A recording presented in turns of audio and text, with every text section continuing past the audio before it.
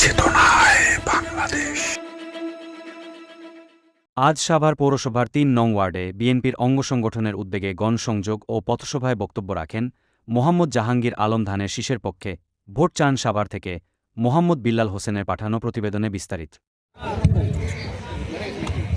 বিসমিল্লাহির রহমানির রহিম। আজকে সবাই উপস্থিত মুরব্বী কেরাম এবং সামনে উপস্থিত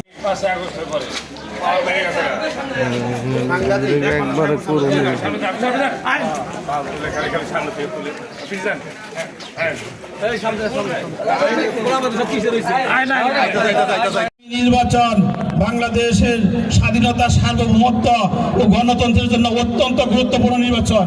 এই নির্বাচনে আওয়ামী ফ্যাসিস্ট সরকার সহ দিল্লি সরকার এরা করতেছে, সবাই মিলে ষড়যন্ত্র করতেছে যাতে নির্বাচন না হয়।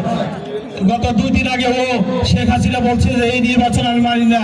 তবে শেখ হাসিনা, তুমি মনে রাখো, বাংলার জনগণ জেগে উঠেছে।